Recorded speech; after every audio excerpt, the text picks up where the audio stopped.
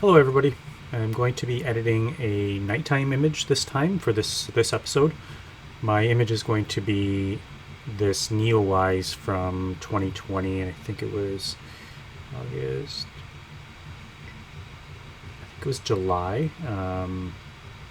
August is, yeah, so it would have been July of 2020, and we're in 2022 now. So I have been thinking about this image for a long time. I knew when I shot it that it was going to be crazy.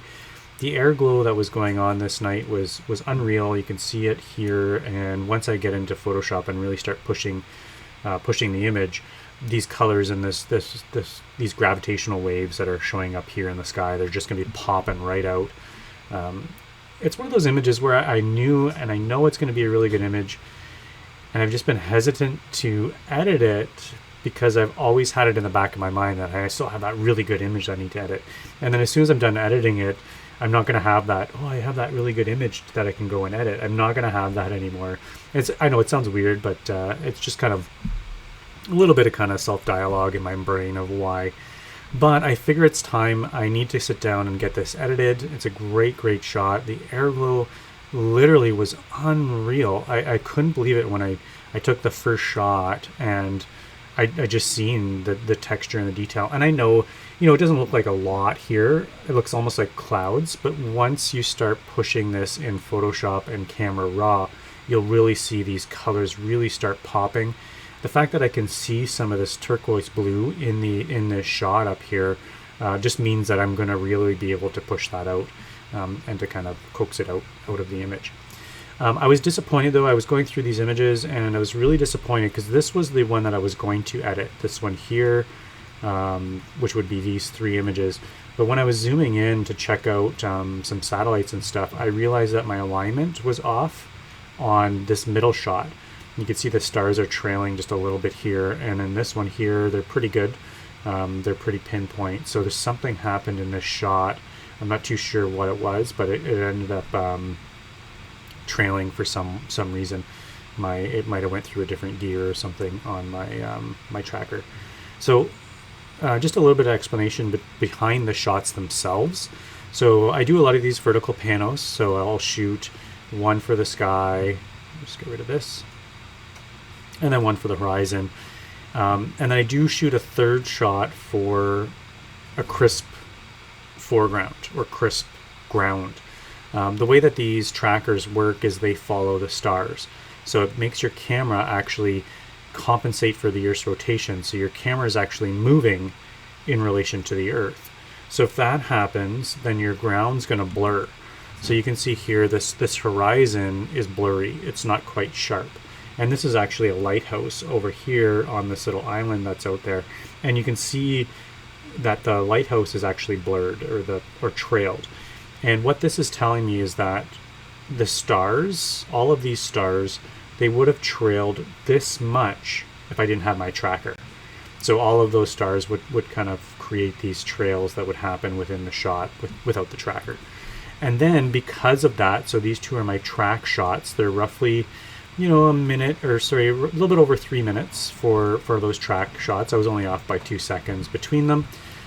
So again, that roughly 3 minutes. I shoot f4.5. I'm shooting on my 50 mil, and my 50 mil is 1.4.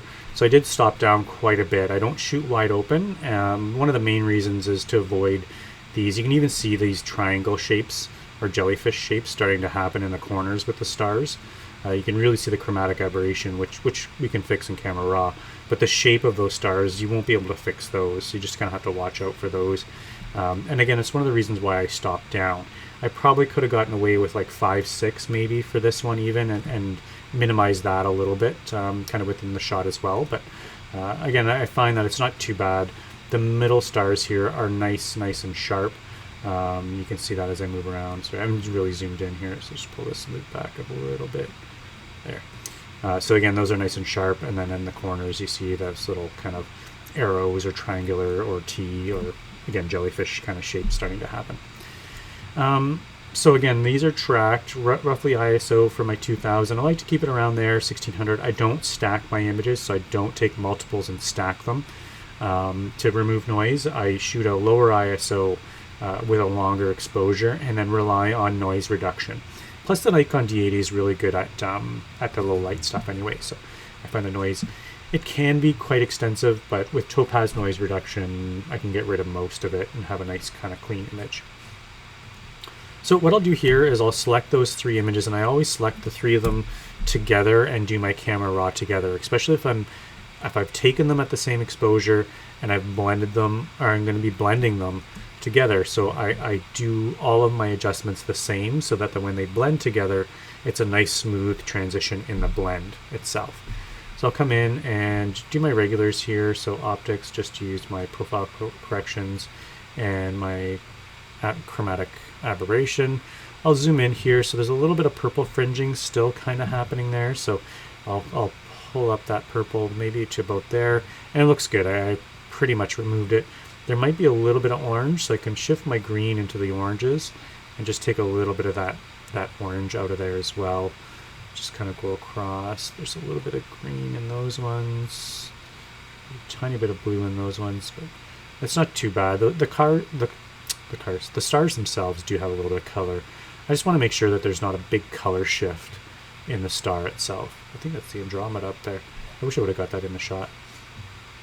So again, you can see here those little kind of T, or they call them jellyfish shapes because usually it's as it gets worse, this rounds off and you get these like tentacles almost starting to happen from the edge there. So I think my chromatic aberration's good, and I'll just take a little bit of that noise reduction off out of the image just to make sure that again, I'm gonna apply that at the end, or maybe throughout the middle with this shot, because the noise is quite bad. It doesn't look bad now, but when I start really pushing the image, the noise is really going to get exaggerated and really start kind of coming out on me. So I've done that. All of these got applied to the same image, and that's all I'm going to do right now. Now I've already tried this, but a lot of times what I'll do is I'll select the 2 images that I need to kind of create the panel for. This one's more of a tracking blend, so it's blending a crisp foreground with a tracked foreground, so I'm not going to add that one in. But what I usually try, and I've already tried this, so I know it's not going to work, so I'm not going to do it, but I'll try a photo merge. And what it did is it loaded them into the file, and it tried aligning them, but it couldn't find enough reference points to align the images together, so it didn't work. So if I was at blending something, that had more detail, like the Milky Way itself has more detail, so it usually does a pretty good job at blending those 2 images together, but again, not all the time. So I know that that's not going to work for this shot, so I'm just going to grab all 3 of those images and just load them into Photoshop layers. So single file, Photoshop, merge files into Photoshop layers. So one file, 3 different layers for all 3 of those individual. Yes, I want to add it to the task because there's nothing going on. I don't know why it always says that. And it'll take a second here just for it to load up.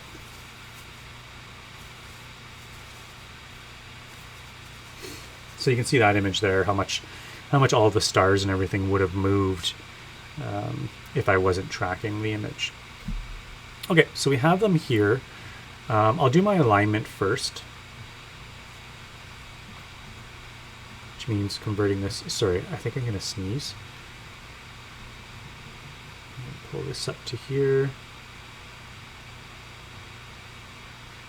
Sorry, I'm just waiting for my sneeze to go because I know as soon as I start really getting into it, it's going to happen and I'm going to get all sniffly. Okay. 1 second. Okay, let's try that again. So I've already gone through, I've already selected this layer and converted it to screen. And that's the way I look through the image and make sure everything's lining up. The image is lining up together, which is what I want to have happen here. You'll see that basically what I want to do is I want to line up a specific area within this image. And one of the reasons is, like when I'm blending this, I don't want these double stars to show up. I don't want this kind of doubling to happen here.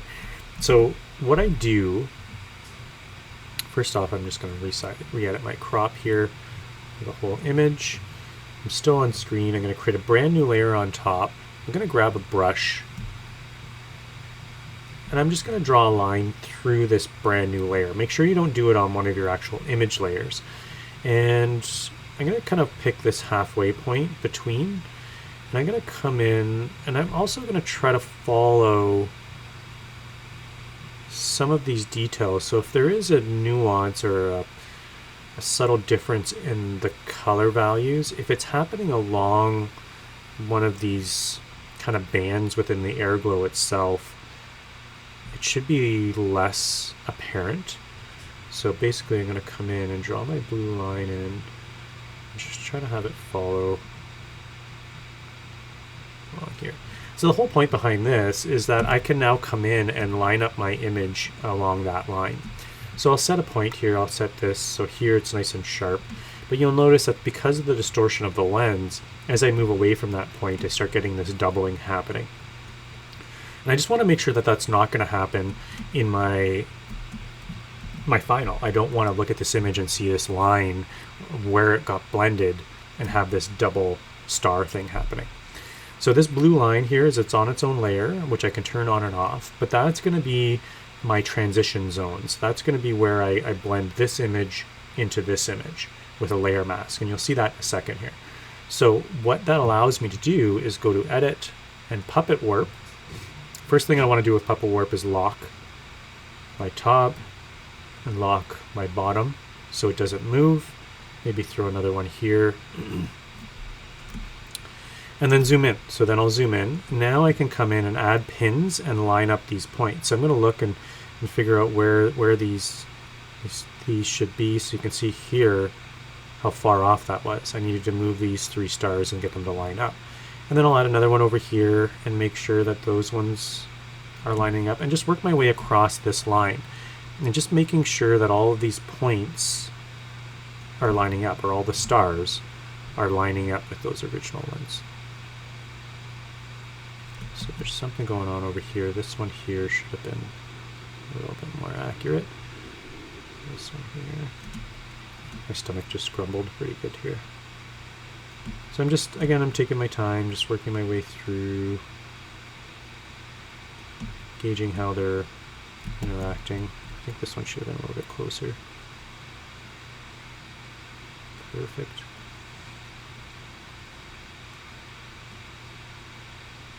So it doesn't take a lot of time. You're just kind of going through and only focusing on this line. I don't care what happens up here and down here. I just want to make sure everything on this line, and you can faintly see it. I just drew it in there with a blue paintbrush there. And I just want to make sure that everything, all those stars that are happening within that blue line, that they line up with each other. And I love this puppet work. It's such a great tool for alignment. Because I do a lot of manual blending of my panoramics, I do use this puppet warp quite a bit.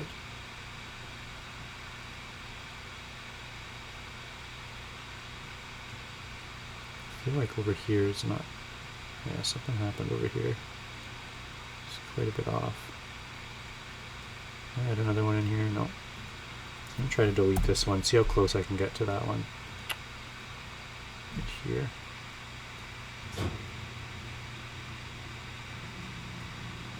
Alright, that's better. There we go. Sorry, this takes just a little bit of concentration, just kind of knowing where those points are and just tweaking them.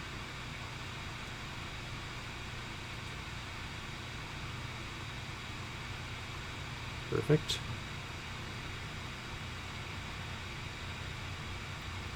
Perfect. So I'm just going to double check, work my way across, and I'm just looking at that blue line. Make sure everything's lined up. All those stars are lined up. Get a little bit separated over here, maybe. I hate how that little point pops up, because I want to look at these stars, and that the little pin popped up. I think that should be pretty good. So I'll finish off that puppet work.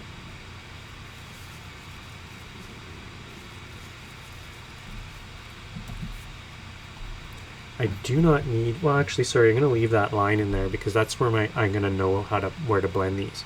So I don't need the screen anymore, so I'll turn that back to normal. I am seeing a value difference between these two, so I'll have to do a subtle tweak between the two values, and it really might just be the 2 seconds, or it might be the Airglow might have got it a little bit brighter to kind of show that there's an actual difference between those values. So what I'm going to do here is create a brand new overlay layer mask on that layer. Go to my brush, convert it to black, go to 100%, make my brush nice and large, and I am going to make sure that my brush itself has a little bit of a softer edge. Like, I don't need a really soft edge like this, because then I'm going to start seeing those doubling happening with the stars. But I am going to kind of go in maybe with something like this for a softer edge. Sorry, my mouse pad's moving around on me here. All right, where's that blue line? There's the blue line. So basically, I just want to make sure that, let me zoom in on this one, that when I start erasing it, that I'm not seeing those double stars. So you can see here, as I come in and start erasing, and that's what's happening here, is I'm erasing this image, basically. I'm creating a layer mask here, and anywhere that I paint with black is going to hide this layer. So I'm erasing this layer, and I'm doing it along that blue line, because that's where my stars line up. And if I didn't, then I would end up with a little bit of a double star happening, where you see these double stars happening a little bit. It's not too bad up here. You can see it, how it stretches that star just a little bit. The star got stretched a little bit. It's a little bit of that doubling happening within that edge there. So just work my way through, making the transition happen on that line.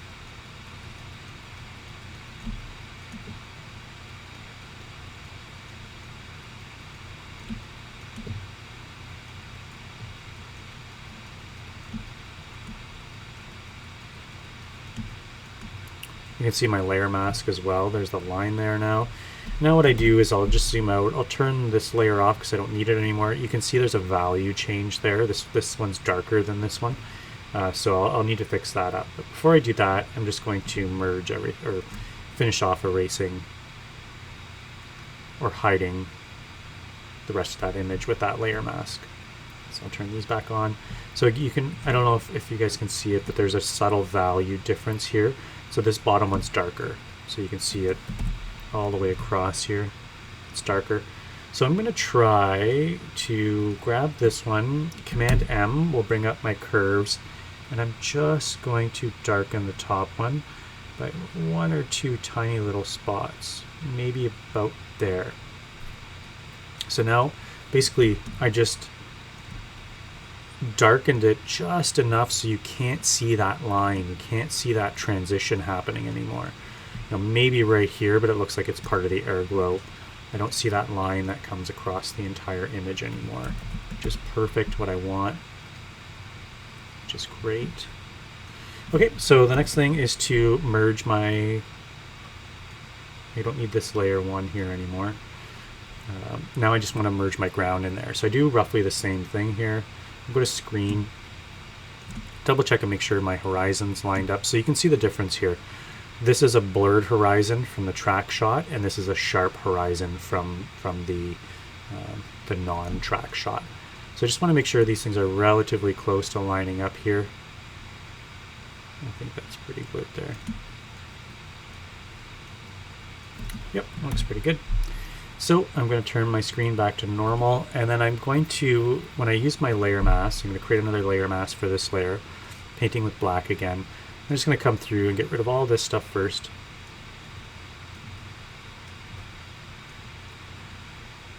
So now I'm going to zoom in here, and you can see there's a subtle value difference here, so I might need to do the same type of thing. I'm going to try to get the blend to happen as close to that horizon as I can.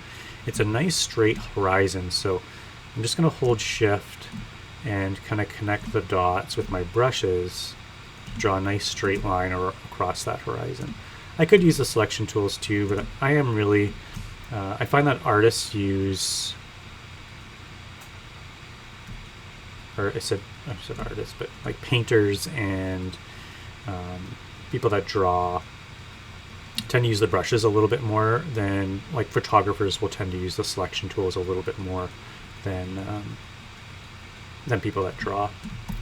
So you can see here there's a subtle difference in value here. So I think that I did a pretty good job, or it blended pretty nicely. I'm not really worried about any of these kind of blending areas there, so it looks pretty good. Other than over here, you can see where I went around these islands and it got a little bit lighter. So I'll do the same thing here. This is my bottom layer, so I'm going to need to darken this one. So same thing, Command M, and I'm on a Mac. Anytime I say Command on a Mac, if you're on a PC, it's Control. So same type of thing here. I'm just going to darken it. So again, that's way too much.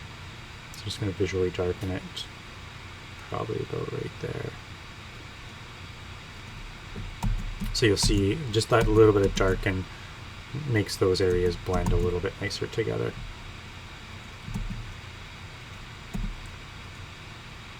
Yeah, perfect. All right, my images are blended. I'm going to double check my crop here. I usually give myself a little bit of an edge to the image here, so I know where my edges are. And I'll double check my horizon is nice and straight. So all the way across here. I'm off by 0.2 degrees, so it wasn't too bad, but I do like to make sure that it's nice and straight, and double check that. So this is going to be fantastic. The tail, you can see it's extending way up here, and then this Airglow was stunning. It was really, really good.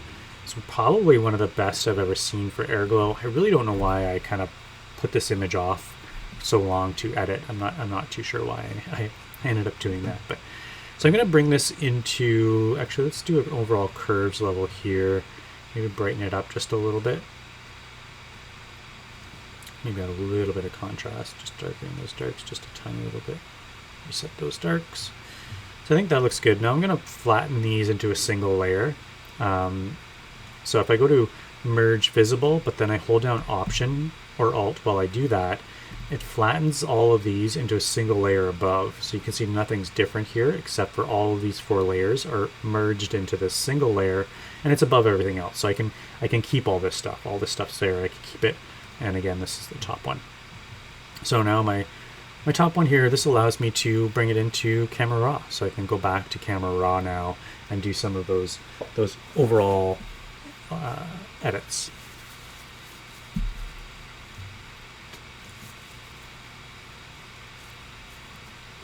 Which in my case is usually some brightening of my shadows a little bit. Pull those whites back. Let's see what the highlights now. The whites. Oh.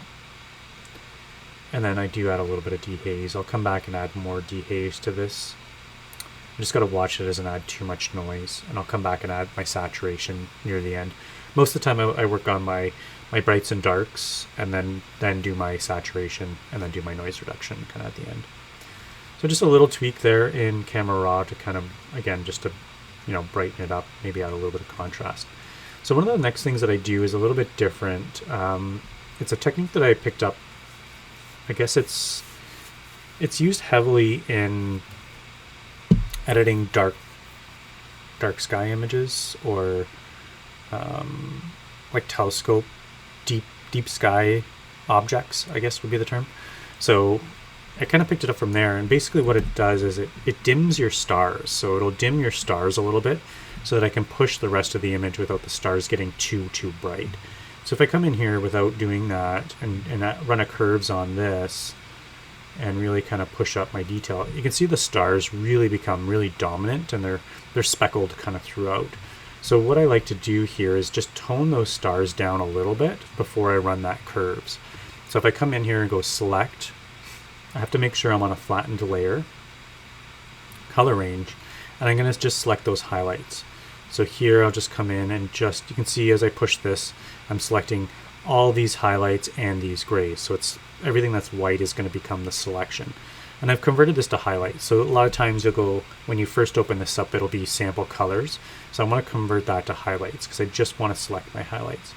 So probably somewhere in that range there should be about good. Make that selection. You'll see there it made all those selections.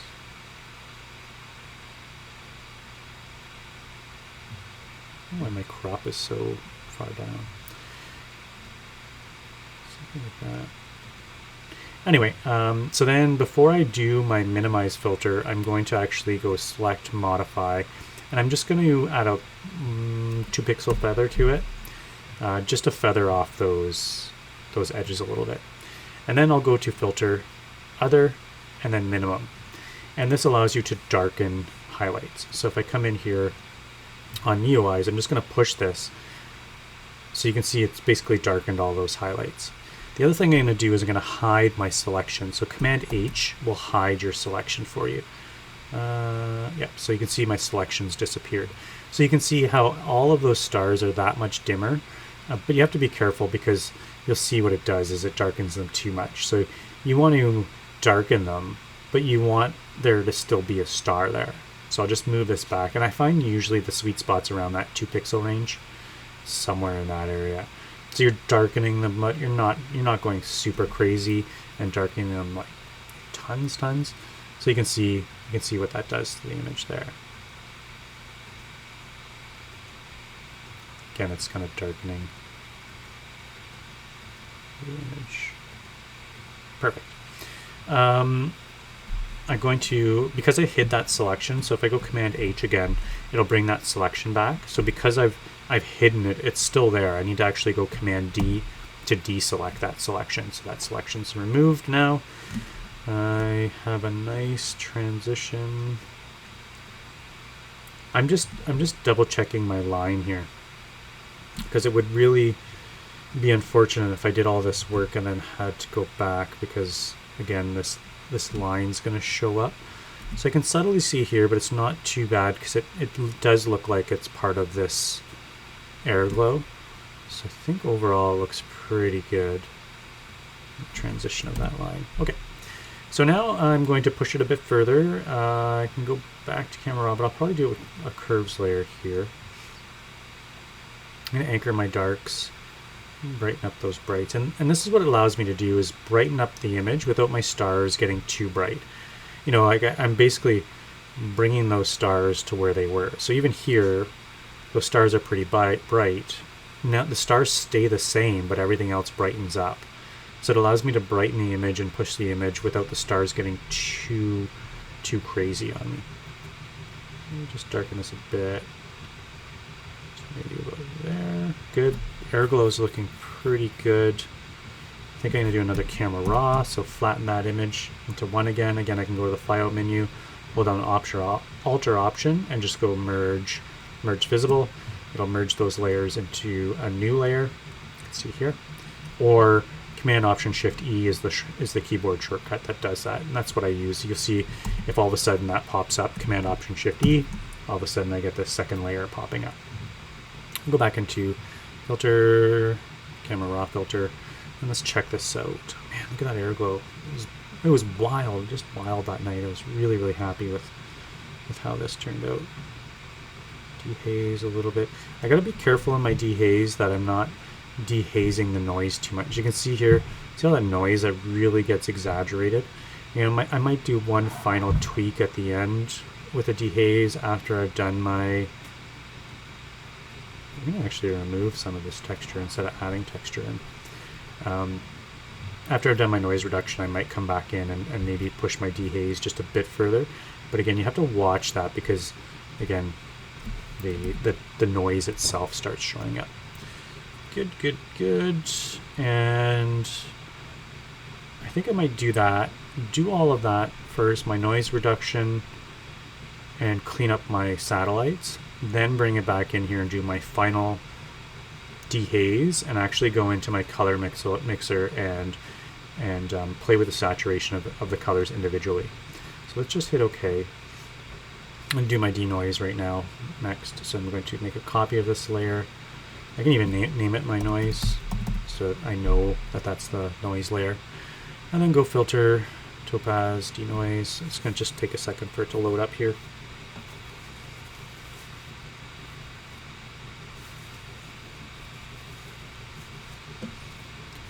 And I'll probably go with like a severe noise because there is lots of noise going on in here. So I'll go my severe noise, which I think it might already been on. I'm gonna zoom in further. Yeah, you can see these little dark and light spots. And I like the fact that it's removing all those noise, but these little dark spots, it'll start showing up as a pattern. Kind of see it a little bit. Actually, this isn't too bad down here. Actually, it's not too bad in here either. Oh, yeah, it looks pretty good. Let's check this out. Push my color a little bit. Just take a bit more out of that. And the low light, what low light's gonna do? No, low light sharpens it too much. Clear. Oof, that's way too much. Look at that. Look at this though. Look how smooth all that looks. If I can go Command 0 here. No. Oh. I don't want that to happen. Yeah, it's gonna take too long to run the preview on it, so let's just zoom back in.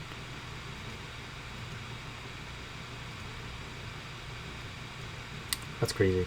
Standard maybe? No, definitely severe noise. Yeah, it's so much better. Just to sharpen it just a tiny bit. It's not too bad. I think that looks pretty good. Let's check out Neowise. These guys aren't too bad.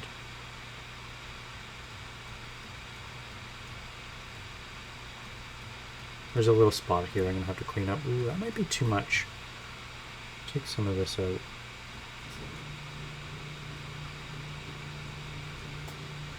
I could probably add a little bit of a opacity to the layer itself in Photoshop, which I might do here. This is a little bit too much in here.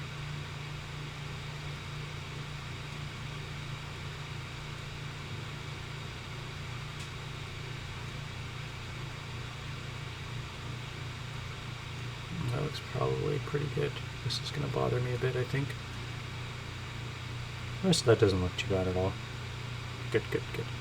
Okay, so I'm going to apply this, and this is going to take a few minutes here. I really like this denoise AI. It's kind of revolutionized the amount of noise that I can shoot. So I'm not afraid to shoot a little bit higher ISO. I'm not afraid to not run in-camera noise reduction, long exposure noise reduction. If those that are aware of it, it takes an extra shot after your original shot. So you take your shot, and in this case here, mine are 3 minutes. So I take a 3-minute shot, and then the camera itself will take another 3-minute shot of a black frame, and then merge them together to remove the noise. So it basically a 3-minute shot will take 6 minutes for the camera to be available again. So again, I try to avoid that again probably as much as possible. And again, with this denoise, it does make that a little bit more possible. It's a little bit gritty in some spots, so I might just turn the opacity down just a bit on the layer. You can see there's all my noise, there's my denoise, maybe somewhere in the middle here, just to bring back some of that original detail.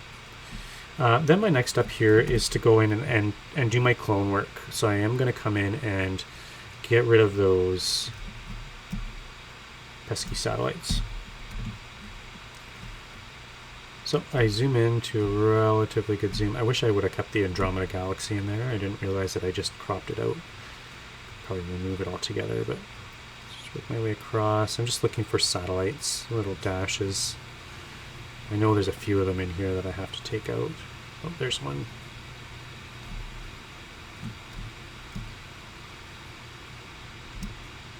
So I just select. I can hold shift as well. Oops. So source where I'm going to clone from. And I do it in these segments just so it's not. What is this? That's strange. Yeah, this blue thing. I thought that was a star. Oh. I wonder if it's a nebula or something. I'm going to have to look at my star books to see. see what that is. A little red thing here too. That's strange. I'll have to go check that out if I can figure out where it was. Yeah, so I'll work my way through, and I do it systematically, so just bear with me here. I'm just looking for any little streaks.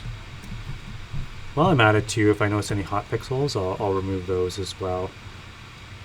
It looks pretty good for hot pixels. I think the noise reduction gets a lot better at removing those hot pixels as well.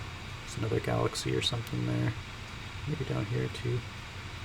There's definitely one here. It's so neat to be able to zoom in on these shots and to see all these deep sky objects or something else there. Nebula or galaxies that show up with these long exposure shots.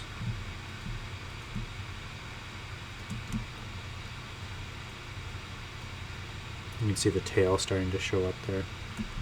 A little bit off here. So again, there's a big one here. And one of the main reasons, so I don't stack, I think I mentioned that before, like I don't take multiple photos and stack them. So if I was stacking, then because these satellites are moving, they'll actually won't show up in a stack. So if you stack it to remove noise or to bring out extra detail, it'll actually remove the satellites for you. But again, I don't like doing that. I don't like shooting at a really high ISO. I'd rather track. There's something, again, just maybe a little bit more enjoyable, or it's just maybe because that's my workflow. It's just how I've been shooting kind of forever. I built myself my own barn door tracker. If you're not familiar, you just do a quick Google search. So I built my own tracker when I was kind of first starting out, and it just allowed me to. Sorry, I lose my train of thought when I'm working a lot, quite a bit actually. It allowed me to, again, to kind of overcome the Earth's rotation and take those longer images. So when I first started out, I was only doing like 1 minute exposures, but those 1 minute exposures, they helped a lot, where I could, double my exposure length without having the stars trail. So I can do a quick 1 minute exposure and have that much more detail than a 30-second or 25-second exposure would allow me to have. And then eventually I ended up buying one of those trackers that are made for astrophotography. So it was the Star Adventure is what I ended up getting. And I love it. I use it all the time. It's part of my staple whenever there's dark skies. Even whenever there's a moon, like even if it's a subtle moon, like a crescent moon, like a really thin crescent moon, I'll still bring it out because I can do 1 minute exposures and get like a ghosting Milky Way kind of show up in my shot. If you look at that last shot that I edited my last video, I'll insert something up here, is one of those images where I've gone in and made those corrections.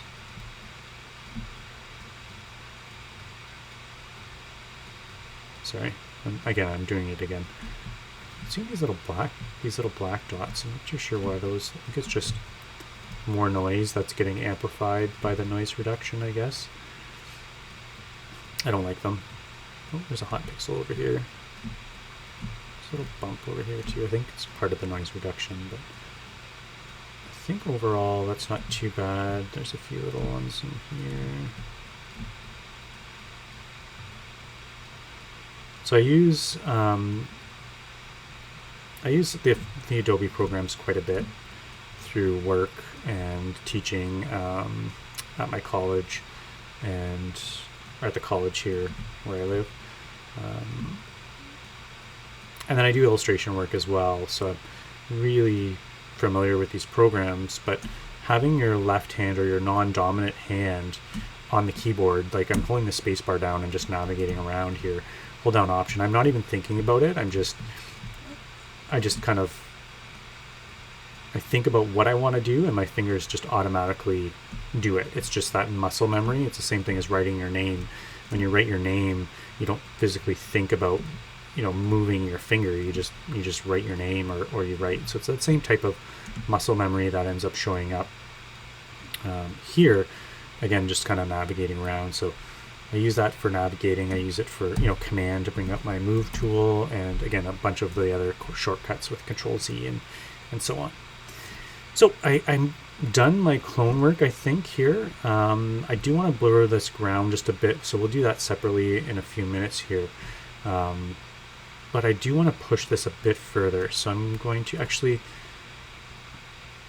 I wonder if I should blur it now. I'm going to try blurring it now. I'll do a quick curves here and brighten up that ground, just the ground. So I'm going to hide all that adjustment by filling it all with black, and then come in, just brighten up the ground a bit here. That was too much. Oops. So I'm going to change my opacity down to 20%, big soft brush. That way there I can come into the sky a little bit. There's a line here, it's a little bit too dark in the sky that I would want to brighten up a bit. And then the whole ground here is the water reflection, I guess, brightening that up. Look at that Airglow. It's just wild. I really still can't believe it. This part of the tail is almost going off the frame. This part here is almost as well. It's just a great experience. I don't know why I didn't edit this sooner. I should have.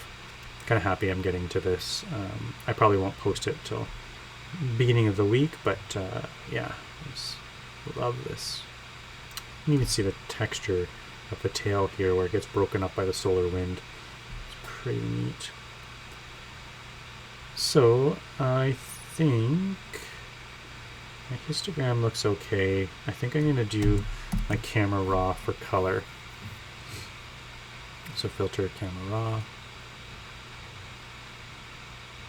I want to push my dehaze, but I really want to watch down here because it will get a little bit gritty. So if I go to basic, go to dehaze and start pushing, you can see it just really starts getting gritty and kind of too dark. I do want to push it up a bit. I want to brighten those blacks. Yeah. Good.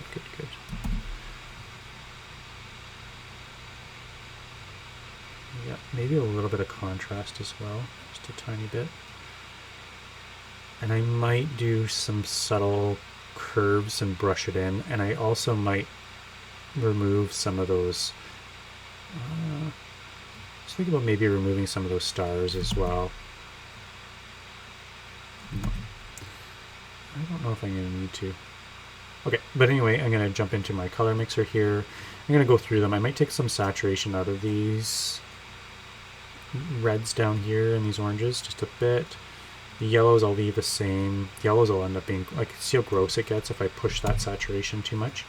Sometimes I'll do that. I'll grab the bar and go full saturation just to see what colors are being affected or what parts of the image are being affected.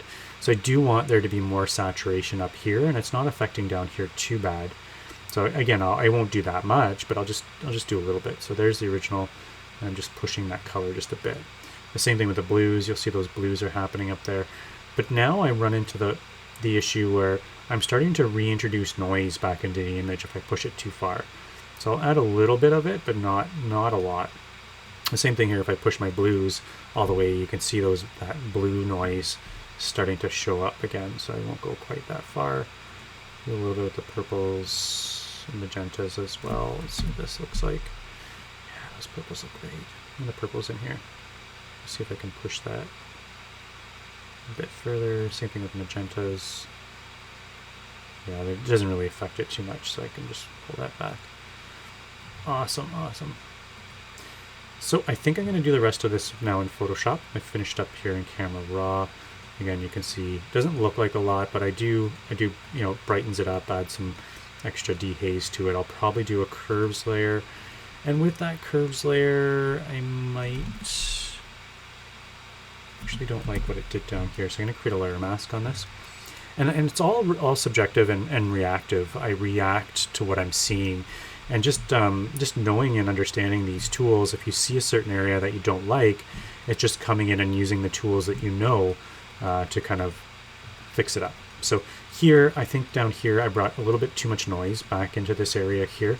So I'll just remove some of that camera raw adjustment that I just did. So you can see here I'm just doing that on a layer mask down there and just removing some of that extra noise that I've added in there. Just perfect. Now I'm going to run a curves and then we'll see about maybe toning down some of those stars if it's needed. So a little bit darker. I think I'm going to brush this one in. So by brushing these in, it allows me to push it a bit further than what I think. Look at that. Look at that detail in there. Oh, it's gorgeous. Sorry, I really like this.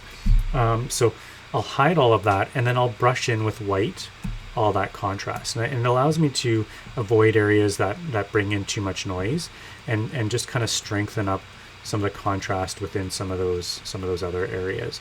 You know, so the down across here, bringing some of that detail or that new curves layer back into some of those areas across there, but avoiding some of the areas where it doesn't need it. Again, that area down there at the bottom, it would darken a little bit too much for what I want. Yep, I like that. So maybe just another quick. I did my majority of my noise reduction. The noise doesn't look too bad. You can see I did, because I'm starting to push it, I am introducing a little bit more noise in there, but it's not too bad. Like this is a full inch right here, so I'm basically looking at it double the size that it would be printed. So if I want to just pull that back to roughly an inch, really not seeing a lot of noise at full size within the image, which is pretty cool. Yeah, I still can't believe the amount of Airglow was just super duper cool. Okay, so I'm gonna run, I think, my last minimum filter just to darken those stars just a tiny little bit. So I'll do that quick here. Select color range.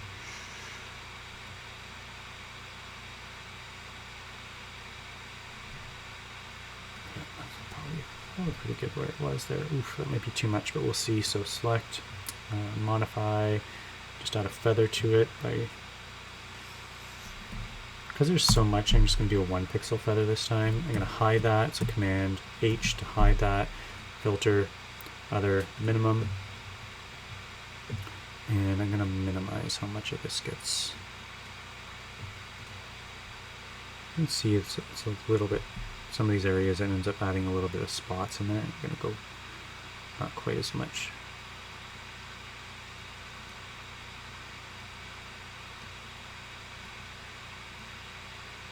Maybe about there. Which isn't much at all, but it's just enough. And you can see when I turn that on and off, it's just dimming those stars just a tiny little bit. And then sometimes what I'll do is create a layer mask on this. Oops. And just come in. Oh, I can't do that. One thing I always forget to do, my selection's still made. So if I create a layer mask here with a selection made, it's going to create a layer mask for just that, just those areas. So again, I don't want to do that. Deselect my selection and then create a layer mask. And again, what I sometimes do here is these bigger stars, I might not want there to be, I might not want to apply that minimize to them. So I'll just come in and brighten those stars back up to where they were originally. And lastly, oops, let's see what one more curves does to this.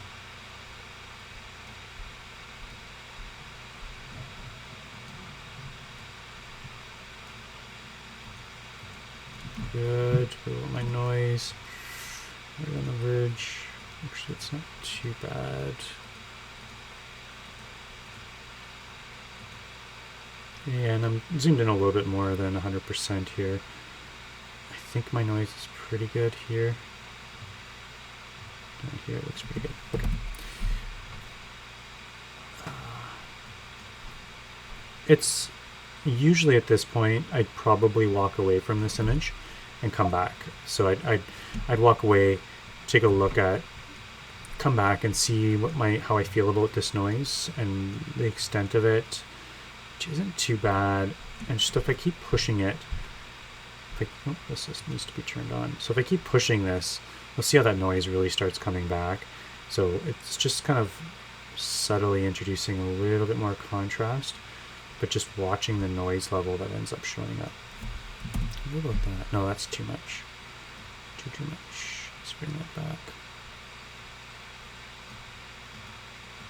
I do like it though. I want to talk about maybe running a blur. Let me do that real quick. So I'll run a blur on the ground here. So merge my layers again. Grab my selection tool. I'm going to zoom in. Make my selection right on that line. It's just the water I want to blur. So make that selection. I'm actually going to copy and paste that. Oh, actually, sorry, before I do that, I'm going to select, modify, and just add a maybe 2 pixel, 1 pixel feather, sure. And copy and paste. Nope. Sorry, in Illustrator you can go Command F and it'll paste on top. Photoshop just moves it over. Actually, I might be able to do this right on that layer. Let's try it right on that layer. So filter, blur. I'm going to do a motion blur. And what I'm going to do is I'm going to do it horizontal. And what that does is it looks like water. So you see here those streaks get stretched out more horizontally, and then just hit OK. So you can see now the water has more of a horizontal kind of texture than what it did originally. You can see that kind of gritty, kind of noisy texture, and then introducing that will add in, I'm going to hide my selection so you can see a little bit more of a kind of a water ripple effect, and I don't mind it. Sometimes I find it might be too much, so I'll have to run another quick blur on it, but I don't think I need to run a blur on this at all. I like that kind of horizontal streaking, makes it look like ripples, and I think we're good to go. This is bugging me. So I'm going to do one thing here. I'm going to delete that from this layer. I'm going to go back to this curves. I'm not going to go as dark. There we go. Yeah, something like that. And I think that would basically, I would call that done. So I should have been saving this, but Photoshop's become so good at recovering files. You might have lost a couple steps, but I don't worry about it as much as I used to, because of the recovery. So Neowise, Airglow, that was absolutely wild, and that's over Lake Superior. So, you know, it's pretty dark skies. I have really dark skies. I'm blessed with that kind of around where I live. I'm thinking there might be a little bit too much contrast in here.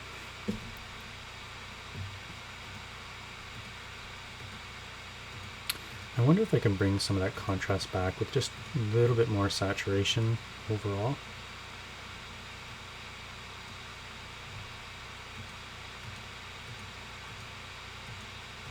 Don't like how much reds that's being added in there. So again, I could fiddle around with this for hours more, just kind of going back and forth between these adjustments. I think it's just finding a balance. I'm going to turn some of the opacity down here. I'll turn this one back on and turn some of the opacity down there and look at those as a whole. Yeah, that's better. And again, I just want to make sure that I'm not reintroducing too much noise. I wonder what just a quick overall. See, my files end up getting to be quite large. We're looking at almost 2 gigs now. Again, because there's so many layers and it's a really, like overall, it's a big image. We're looking at 28 by 25 inches at 300 dpi, which in pixels is almost, 8.5 by 7.5 thousand pixels. So it's a decently big image. Photoshop has to remember a lot of those pixel values. So I'm just going to run this last one here. We're probably approaching the hour pretty good here for this image, but so it's standard. No, I don't like it. And I'm going to mainly look at this corner up here. There's something about, look at that. It's so soft and smooth. Actually, it's not too bad.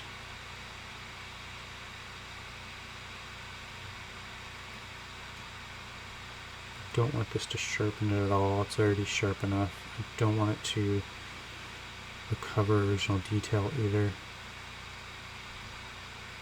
But I do want to minimize this noise. I just want it to be very subtle.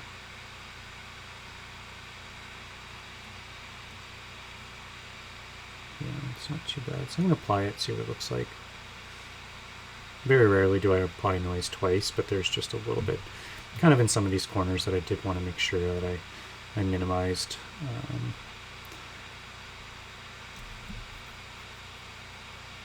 Kind of clean it up as nice as I can. And I think that's going to be it. This might be one of my new favorite images. Just the amount of Airglow. I'm definitely going to get this one printed on metal. I'll probably get it nice and big. See what it looks like. Print it out a few times on paper to see what my noise levels look like, and then send it away and get it printed on aluminum. I love the aluminum prints, especially for the nighttime images. The contrast ratio is unreal. Those blacks are nice and rich.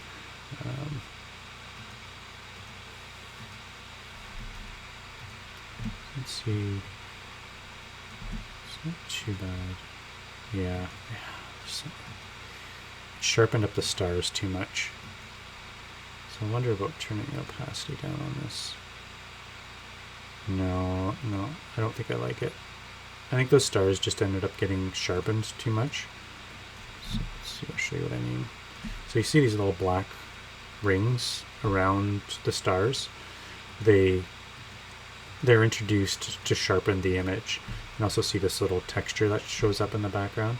So those are introduced to sharpen up those original details. So it's a little bit much to me. I still even think that turning the opacity down on it, they're still there. Turning the layer off altogether, and it kind of removes them. They're still kind of there, but yeah, I don't like it, so I'm going to leave it off. Oh, there's just something.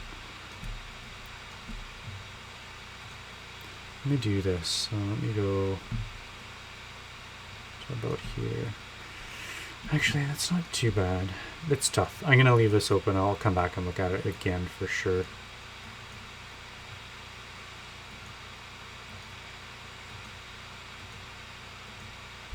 Yeah, I like what it's doing in some spots. It's cleaning it up, but I don't like it's kind of creating some gritty patterns in some other areas, and it's sharpening the stars a little bit too much, so I will remove that. I don't think I'm going to use that, but anyway, I'm going to just kind of end this here. Beauty.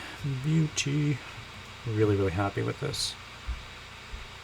You know, as much as I can play around with the noise, and I'm really just nitpicking it and really just getting it to be fine-tuned. This will be a great image.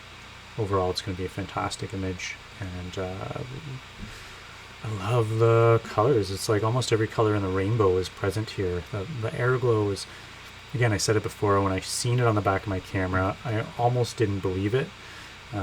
Normally when I see that amount of color in Airglow, it's after I've edited it. After I've already come in and edited the photo is when I start really seeing that amount of Airglow within the image.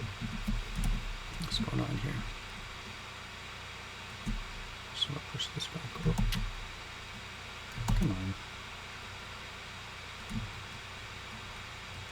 I just want to basically make sure that I'm cropping right at the edge of the image.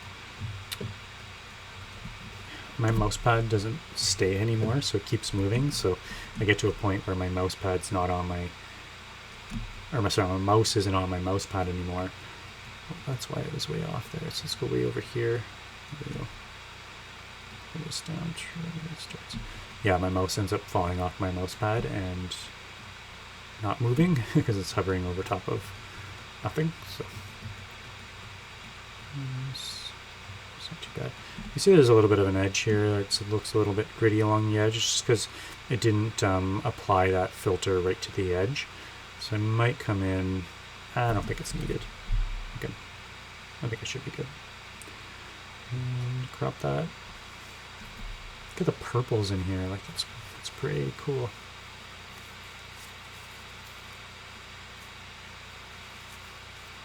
I think I'm more happy about the Airglow in this image than Neowise itself. I have a few good shots of Neowise. I was out at Airglow, and I got a couple good close-ups of Neowise with some good Airglow. It was a decent amount of Airglow, but it was nothing like this, not the colors that you're seeing in here. Yeah, okay. Perfect. Anyway, yeah, like and subscribe if you like the video. I know they're longer videos with the 1 hour range, but again, they're more episodes of just kind of watching me go through my process. And again, if you pick up on anything that you apply to your own editing, then that's great. But it's not like a real walkthrough of how to do stuff. It's just more of reacting and kind of going through my editing kind of technique. And you'll see a lot of repetition throughout my videos where I kind of go through and use the same overall tools. But again, I'm reacting to the different scenarios and the different images and nuances within each one of those images. So it's, yep, again, it's kind of informative. And yeah, let me know what you think in the comments. Feel free to like and subscribe. And stay tuned because there's definitely more to come. Ciao for now.